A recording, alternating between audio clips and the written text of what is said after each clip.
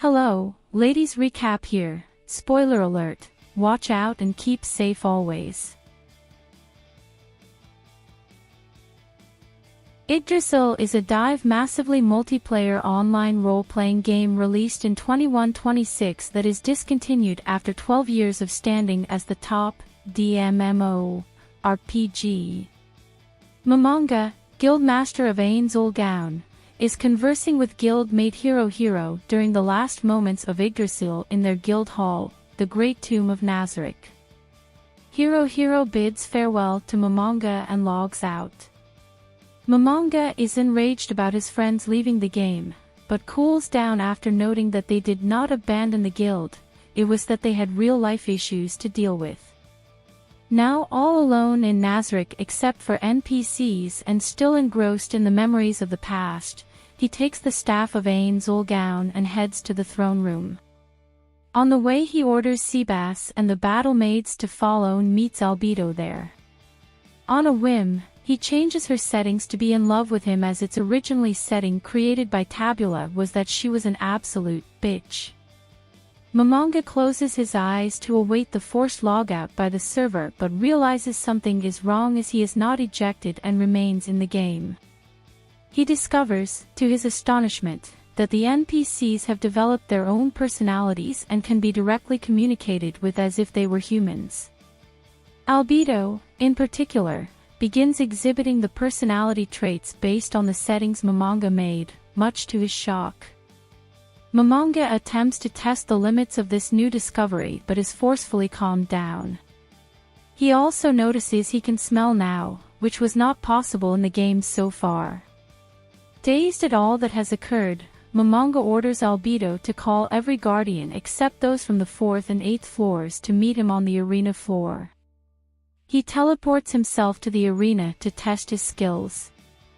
There he meets the floor guardians Ora Bellafiora and Mare Bellafiori Momonga and asks them to help him test out his newfound powers. After they finish sparring with the fire elemental spirit, they are given refreshments by Momonga, at which they are surprised. Shortly after, the floor guardians enter the arena and introduce themselves. Guardian of the 1st, 2nd, and 3rd floor, Sheltir Bloodfallen, who is a true vampire, then enters Cositis, the guardian of the 5th floor, whom Momonga tells is the definition of the warrior. Finally enters Demiurge, the guardian of the 7th floor, a true demon. Along with him enters Albedo, the overseer of the floor guardians. Upon arriving, at once pledges their loyalty to Momonga. At this, Momonga is greatly pleased, and then Seabass comes and reports that the guild hall was somehow moved to an unknown location. Momonga, astonished at this, starts by strengthening their defenses and requests Mare to use his earth magic to blend the Great Tomb of Nazarick into the surrounding area and give the guardians their respective orders, and leaves. The guardians, astonished at his dark aura of instilling fear and intelligence, leaves to do their assigned work while Momonga continues to test his capabilities in the new world and went outside with Demiurge and glances at the world and jokingly comments that conquering the world might not be a bad thing, and Demiurge misunderstands this as an actual order. While using a magic mirror to examine nearby lands with the help of Seabass, Momonga discovers a village under attack from Knights of Unknown affiliation. At first, Momonga intends to ignore the slaughter. But when he remembers the debt he owed to his guild mate, Touch Me, he decides to save the villagers and arrives there through a gate which makes the soldiers afraid. While they were about to kill two siblings, Momonga casts a high-tier spell and it easily kills one of the two soldiers and uses the dead soldier to make a death knight and orders it to kill every soldier in the area. Meanwhile, a group of warriors led by a man named Gazef encounter sacked villages, looking for survivors. Nigan Grid Lewin, the captain of the Sunlight Scripture of the Slain Theocracy, marches on Karn village with a team of magic casters to kill Gazef. Realizing this, Gazef attempts to convince Ains Ulgaun, Momonga's new name, to defend the village to no avail, so he sets out with his men to confront them while Ains assists the villagers in escaping. Gazef and his men fight bravely, but they are beaten severely by Nigan's men. Before Nigan's magic casters can deal the final blow, an item that Ains had previously given Gazef activates and swaps the latter and his men with Ains and Albedo. Ains reveals that his whole scheme was to test the power that the slain Theocracy's men had, and that he was using Gazef to do so. Immediately, Ains begins effortlessly batting away the attacks of Nigan's men, much to their shock. This leads Nigan to activate a 7th tier spell, summoning a powerful angel to attack Ains.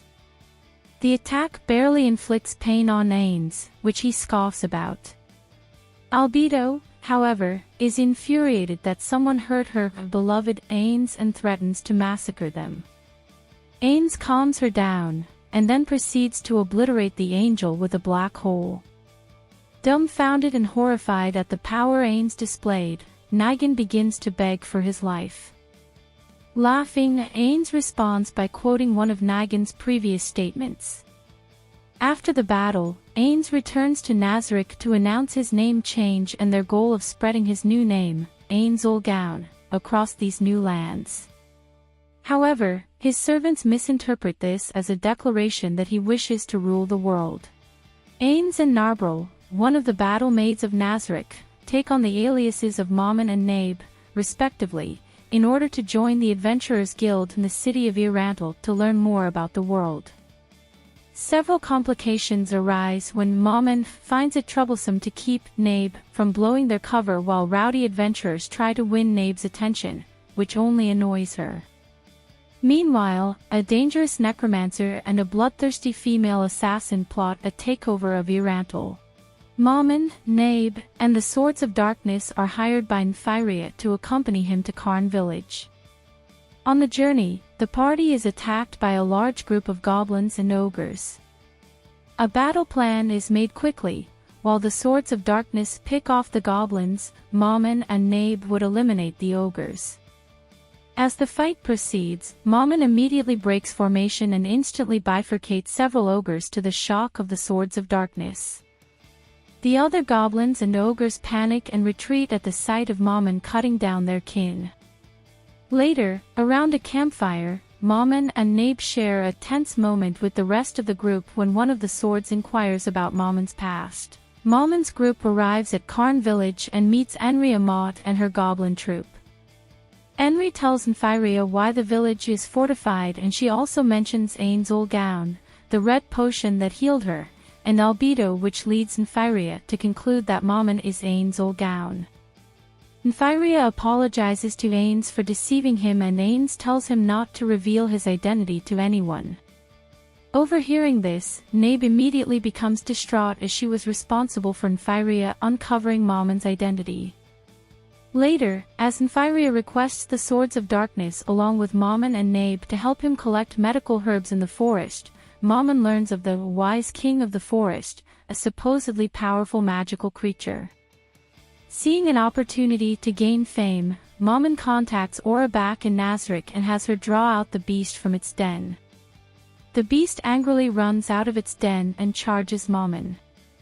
Mammon immediately recognizes the beast as a giant Jungarian hamster, a species that one of his guild mates kept as a pet in real life. Noting how much of a disappointment the wise king was, Mammon instead opts to use one of his skills to scare the beast into submission. Aura, seeing this, asks if she can take its pelt, but Mammon decides to make the king his servant instead. Naming the wise king Hamsuk, Mammon introduces Hamsuk to the Swords of Darkness, who are in awe over its wisdom. Mammon, however, is floored by their perception of Hamsuk, as he cannot see her as anything other than a giant cute hamster. After successfully collecting the herbs, the group returns to Irantal. Mammon and Nabe then part ways with the group to register Hamsuk, while the Swords of Darkness return to the pharmacy for their payment from Nymphyria. The group is intercepted by Clementine, however, who menacingly mocks the group. Clementine appears in front of Nymphyria to kidnap him. The Swords of Darkness attempt to buy time for Nymphyria and Ninya to escape, but Kajiat blocks their way of escape. After registering Hamsuk at the Adventurers Guild, Mammon's group meets Lizzie Berar and guides them to her house. However, they find the Swords of Darkness turned into zombies. After killing them off, Mammon immediately deduces three things. First, whoever did it did not hide the bodies, meaning they did not care to cover their tracks. Second, a piercing weapon was used to kill the swords. Third, their target was Nymphyria. With this knowledge, Mammon asks Lizzie if she wants to hire him to save her grandson at the cost of all she has. Agreeing to the pseudo-Faustian contract, Mammon uses several locator spells to track Clementine to an old cemetery on the edge of town. Using Crystal Monitor, Mammon discovers an undead army with Nymphyria at its center. Ordering Lizzie to alert the guild in town, Mammon immediately rushes to the cemetery. Upon arriving at the gate, Mammon astonishes the guards by single-handedly annihilating the undead attacking them despite being only a copper plate. Along with Nabe and Hamsuk, Mammon carves a path to Cagiet and Clementine. Confronting them, he mocks Cagiet and demands that they hand over Nymphyria while also drawing out Clementine. Mammon then leaves Nabe to deal with Cagiet while he and Clementine leave to take their battle elsewhere. As Mammon and Clementine are walking, the latter attempts to psychologically taunt Mammon. Mammon brushes it off with laughter, and then enrages Clementine by declaring he does not need to fight seriously to kill her. Mammon and Nabe begin their respective fights against Cagiet and Clementine.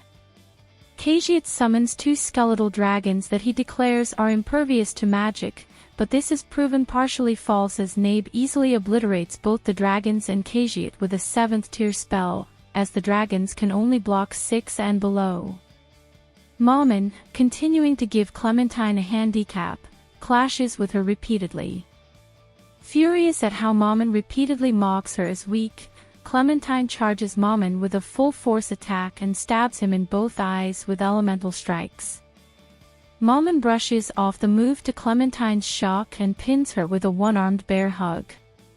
Revealing his true nature as an undead, Ains torments Clementine that she was defeated by a magic caster that did not even use magic.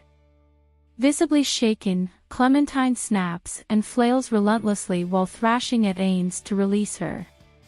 Her efforts prove futile, and Ains crushes her body with both arms, killing her.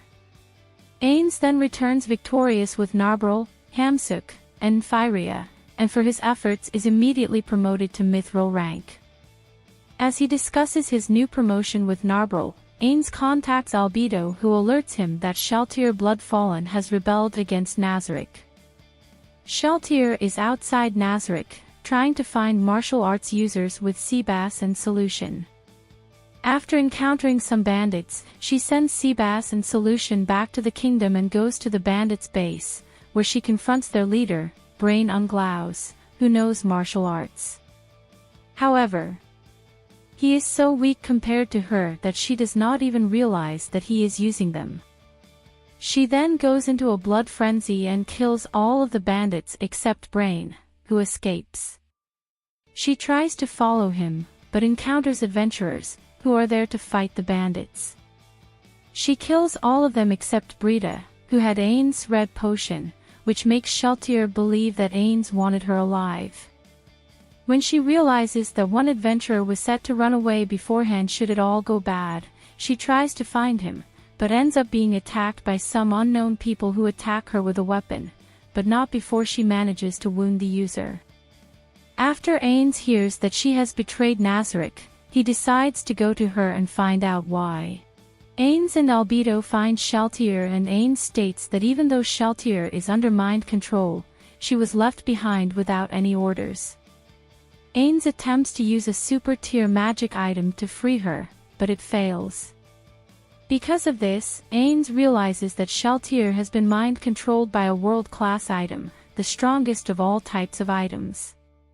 He decides to equip the floor guardians with the world-class items that Nazarick has to protect them before he goes to fight Sheltir, but he also states that Sheltir is one of the strongest NPCs in Nazarick and that he might not be able to beat her. Ains, while being observed by the other available floor guardians from Nazarick, finally goes and confronts Sheltir, who who proves to be on par with Ains. But Ains beats her with a special move, after which she uses a skill to prevent her death, at the cost of using up all her mana. However, Ains then states how everything has been going according to his plan. Ains and Shaltir Bloodfallen continue their fight. However, it is revealed that outcome of their fight was already predicted by Ains. Using the knowledge about Shaltir, provided by her creator and his friend Perarankino, he had the whole battle pre-planned. With his MP reduced, he changed to a warrior class and used the world champion armor. Then using various other cash shop items and finally using a super tier spell, Ains defeats and kills Shaltir. Then back at Nazarick, Ains resurrects Shaltir using 500 million gold. However, Shaltir has no memory of her time under mind control, although it is revealed that the slain theocracy was responsible for it. Maumon and Nabe return to the guild to look for a new job, and it is shown that he has been promoted directly to the Adamantite class, making them the third Adamantite party in the kingdom. And thank you for watching. If you like this video, be sure to subscribe for more recaps.